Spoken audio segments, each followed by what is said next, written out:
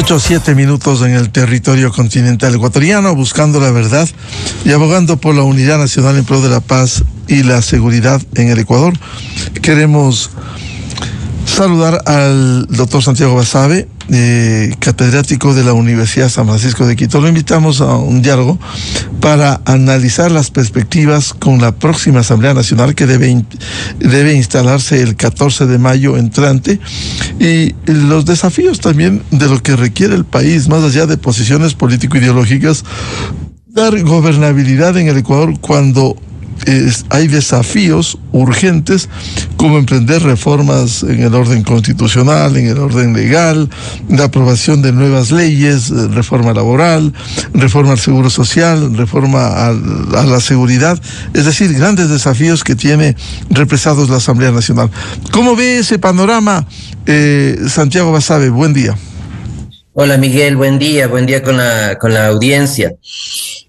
Bueno, yo creo que la dinámica de la legislatura no va a ser muy diferente a la de las últimas, es decir, con mayorías que se forman de forma circunstancial para determinadas leyes y que dejan de estarlo para otros temas que pueden girar en el campo de la fiscalización de un lado a otro, y esto se da por la estructura de la correlación de fuerzas dentro de la legislatura. Ahora se esperaría que el gobierno pueda tener una mayoría legislativa juntándose con el Partido Social Cristiano, los 4 votos, eventualmente los 5 votos entre independientes y el voto de Construye, y arrancando algunos votos tal vez a Pachacutic, no creo que los 9, pero tal vez 1 o 2, y tomando algunos pocos también de la Revolución Ciudadana. Con eso podría alcanzar una mayoría simple que le permitiría aprobar algunas leyes, pero seguramente no todas. Y a medida que vaya pasando el tiempo y cuando el gobierno se desgaste, tenga el desgaste natural además, y se enfrenten posibles temas de orden de fiscalización, por ejemplo, no sería de extrañar que la mayoría gire en un sentido contrario, es decir, que la mayoría para temas de fiscalización sea entre la Revolución Ciudadana, el Partido Social Cristiano, Pachacuti, los independientes. Entonces, la dinámica, insisto, no creo que vaya a cambiar mucho en relación a lo que ha sido históricamente, al menos en los últimos 10 o 15 años, y que tiene que ver con razones más estructurales, ¿no? Relativas a cómo están las reglas de juego del sistema político en el país.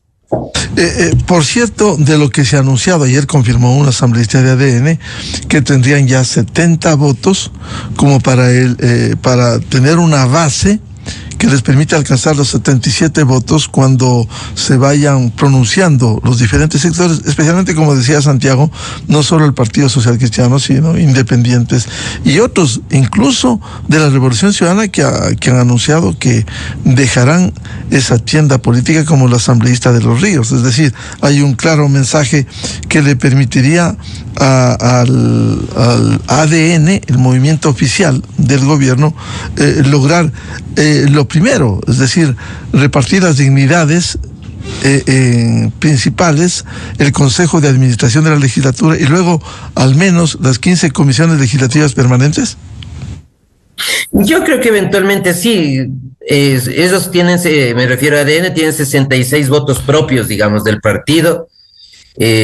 Quizás los 4 a los que se refieren son los 4 votos socialcristianos, con los cuales se llega a estos 70 que han mencionado.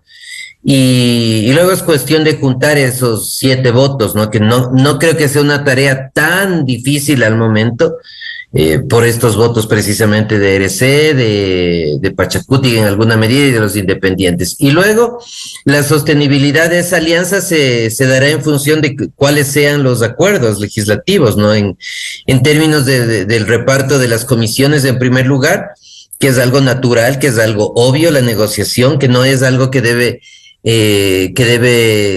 generar molestia, porque la vida política es la vida de la negociación. Solo en los países donde no hay democracia no hay negociación, porque uno solo se impone. Y ahí dependerá, yo creo, de la capacidad del gobierno para aglutinar a un sector cada vez más grande de cara a que esta mayoría no sea coyuntural, como decía al inicio, porque si no, van a ser cambios en función de leyes, mayorías para unas leyes, no para otras. y apoyos al gobierno en unos temas y no en otros. E insisto, quizás para los temas de fiscalización, que pronto la Revolución Ciudadana los colocará, básicamente ellos, que es la oposición más grande, posiblemente ahí estas mayorías tiendan a ser frágiles, y que esto es nuevamente un reflejo de lo que ha venido sucediendo en el país durante las últimas 4, 5, 6 legislaturas. Claro, esto podría dar un denominador común de gobernabilidad para dar certezas, porque eso de estar buscando los votos de manera proyecto por proyecto no le garantizaría nada, más aún si habría una alternativa de continuar al menos con reformas parciales a la Constitución que están pendientes en la Asamblea, como la reforma al artículo 5, que determina la ayuda militar extranjera, o la reforma política de financiamiento a las organizaciones partidistas, reformas a los artículos 110 y 115, Santiago. Sí, pero yo creo que para que la mayoría sea más sólida, demore más tiempo, dure más y sea menos costosa para el gobierno en términos de la negociación, va a requerir ser más amplia, y ahí va a depender de cuántos votos de la Revolución Ciudadana se puede sacar el gobierno, básicamente. Si es que son muy poquitos, va a alcanzar para una mayoría muy coyuntural. En la medida que sea mayor el número de asambleístas que pueda capturar de esa bancada, quizás puede consolidar un poco más. Y ahí va a depender de dos factores, yo creo. Por un lado, la capacidad de disciplinar a la Revolución Ciudadana, que tenga su propio partido. Asumo que el señor Patiño va a jugar un rol importante ahí en la bancada. Y también en qué medida tienen un buen negociador político el gobierno, ¿no? ADN. Ahora mismo no se ve a alguien con esa capacidad de gestión política dentro de la bancada de ADN, salvo el diputado Torres, eventualmente, que en rigor no es de ADN, pero más allá de él no se observa ningún otro tipo de actores políticos experimentados para hacer este tipo de acuerdos dentro de la bancada. Quizás el gobierno, ojalá el gobierno tenga ese tipo de articulador ejecutivo legislativo fuera de la legislatura, no necesariamente vía ministro de gobierno, que es lo natural, pero puede ser a través del secretario de la administración pública, que la gente recordará, cumplió muchas veces ese rol hace mucho tiempo, ya no en la década de los 90 en realidad, o algún subsecretario, algún actor dentro de Carondelet que pueda facilitar este tipo de negociaciones. Entonces, yo creo que ahí las definiciones de espacios de gestión política que tome el gobierno van a ser definitivas.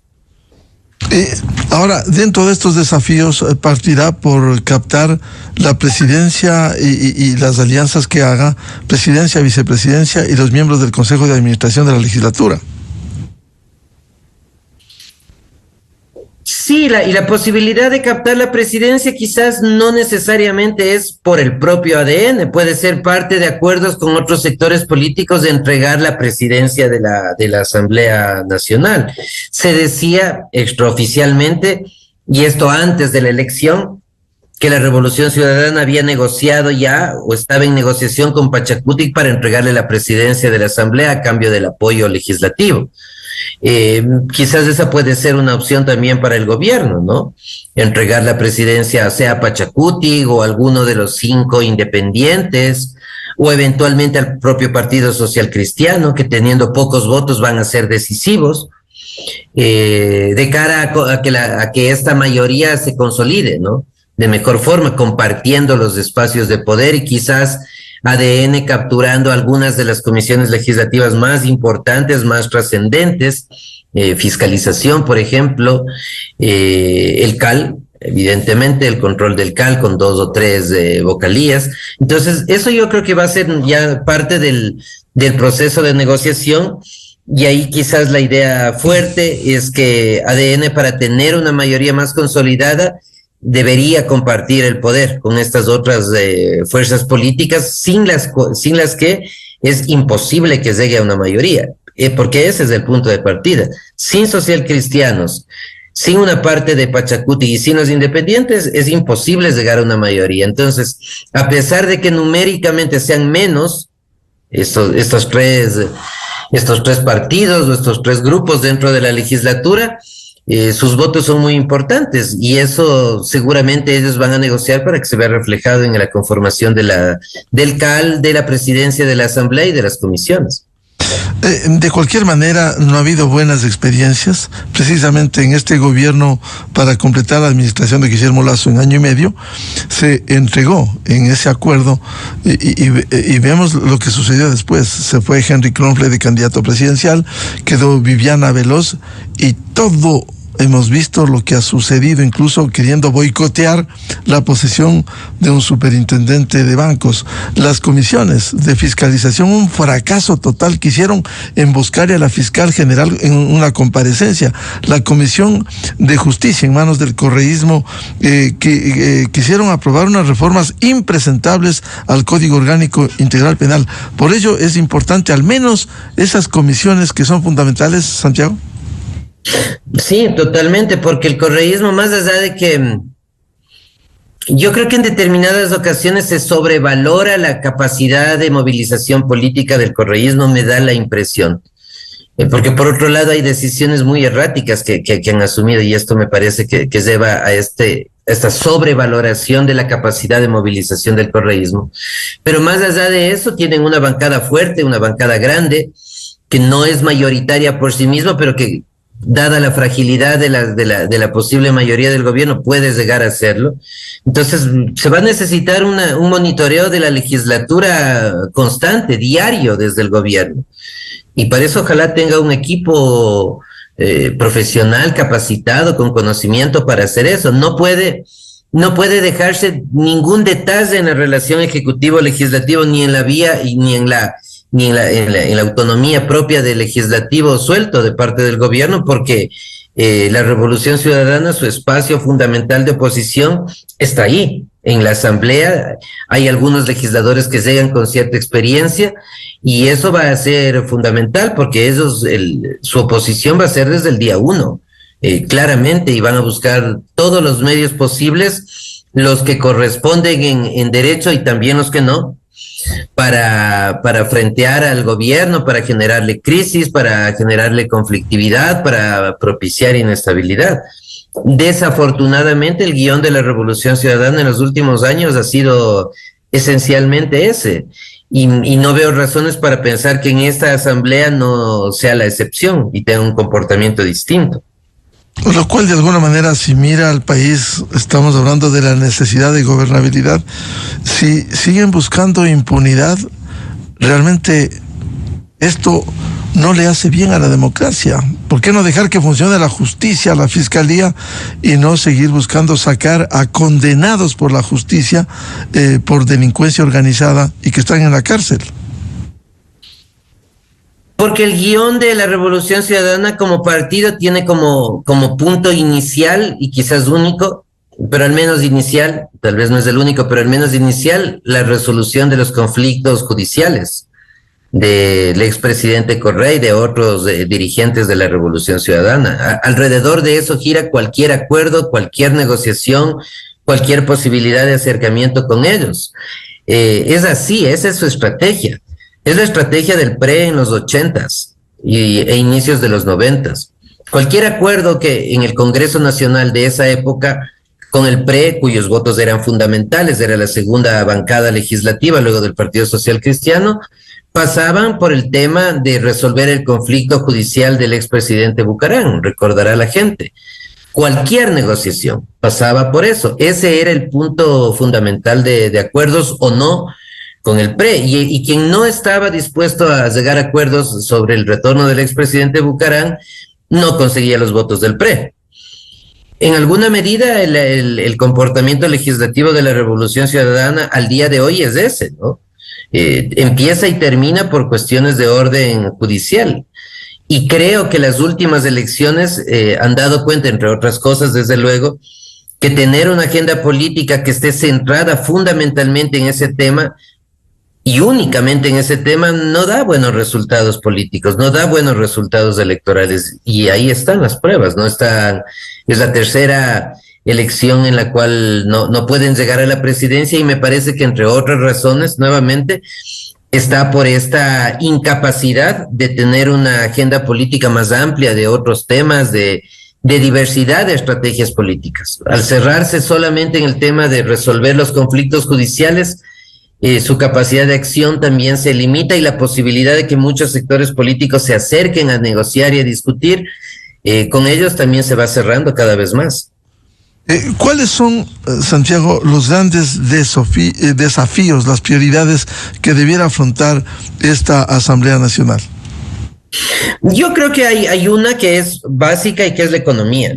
O sea, el país necesita tener un marco de disposiciones legales, normativo, que facilite y que fomente la apertura al sector privado para de esa manera dinamizar el trabajo. A mí me parece que el entramado legal que está alrededor del Código del Trabajo y de todo el andamiaje laboral no es útil. Es un andamiaje que lejos de favorecer o de dinamizar la economía, lo que hace es entorpecerla. Que estuvo bien hace 50 años cuando se la creó, porque la sociedad era distinta. No la ecuatoriana, las sociedades internacionalmente eran distintas, las dinámicas del trabajo eran distintas. Y mantener eso ahora, en un mundo que ha cambiado radicalmente en las últimas décadas, me parece que es uno de los factores, no el único desde luego, que dificulta que el trabajo desde el sector privado, me refiero básicamente, pueda dinamizarse. Entonces yo creo que ahí hay un trabajo enorme, sea en la reforma laboral propiamente dicha, sea en el tema de la seguridad social, como también se mencionó. Son dos campos en los que se requiere reformas inmediatas, que no van a ser fáciles de ninguna manera, y por eso precisamente el gobierno tiene que procurar tener una mayoría medianamente sólida, y además, que es lo más importante y que me parece el gobierno no lo tiene claro aún, esperemos que luego, una narrativa política que nos indique hacia dónde quiere llevar al país del presidente Noboa, por ejemplo, en este tema económico en el que las reformas laborales me parece que son imprescindibles. Claro, reformas laborales, reforma a la seguridad social, entre otras. Siendo importantes las reformas económicas que cita el doctor Santiago Basabe, también la reforma política, las reformas constitucionales, que un escenario es la Asamblea Constituyente y el otro, al menos está en camino, las reformas a los artículos 5, 110 y 115. ¿Cómo lograr mayorías que permita viabilizar esto? Claro, ahí la mayoría deberá ser más amplia y ojalá la decisión del gobierno, me parece, para el tema constitucional, en el tema político constitucional, digamos, sea la reforma legislativa, ¿no? O la reforma constitucional vía legislatura, porque la opción de la Asamblea Constituyente me parece que es riesgosa, que no hay el ambiente político adecuado, que las posibilidades de que le genere más costos que beneficios al gobierno son pronunciadas, y que al final podría llevar a una asamblea constitucional o constituyente que sea un fracaso no solo para el gobierno, sino para el país, dado que no es difícil prever que el principal opositor al gobierno, la Revolución Ciudadana, podría capturar, si no la primera minoría, incluso quizás hasta la mayoría de esa asamblea constituyente, con lo cual la posibilidad de reformas de fondo difícilmente se podrían dar y que por tanto podrían darse vía legislativo en el tema del Consejo de Participación Ciudadana, no eliminándolo, pero quitándole muchas de sus atribuciones, vía legal, el Código de la Democracia, en el tema de los partidos, en el tema del sistema electoral y en otros temas como el de la seguridad en estos cambios respecto al apoyo de fuerzas políticas de estados, me refiero, ¿no? De otros estados en la lucha contra el crimen y contra el delito en el país. Entonces, yo creo que la opción viable de corto plazo, que genera menos incertidumbre, que genera menos dudas a los agentes económicos también, son reformas parciales de la Constitución y no ir a un proceso largo, tedioso y de resultados poco previsibles como sería una asamblea constituyente. Por ello, lo importante de lograr una mayoría legislativa y consolidarla para precisamente emprender de arranque estas reformas tan necesarias en el país, doctor Basabe. Por supuesto, y una mayoría legislativa que no sea una mayoría que apenas supere el mínimo, es decir, que apenas supere la mitad más uno, sino que ojalá pueda ser mucho más consistente, mucho más amplia. Pero ahí, por una cuestión numérica, básicamente va a ser necesario capturar más votos y más legisladores de la Revolución Ciudadana. Es la única forma de tener una bancada amplia, dada la distribución numérica de fuerzas políticas, y ahí va a depender nuevamente de los operadores políticos que tenga el gobierno para tratar de, entre comillas, digamos, virar a una parte importante de la Revolución Ciudadana. Y eso por un lado, y como decía, y por otro lado habrá que ver también en qué medida la capacidad de disciplinamiento del expresidente Correa sobre la bancada se mantiene, como se ha dado hasta ahora, o eso empieza ahora a debilitarse como consecuencia, entre otras cosas también, de esta derrota importante, considerable de la señora González en la segunda vuelta electoral.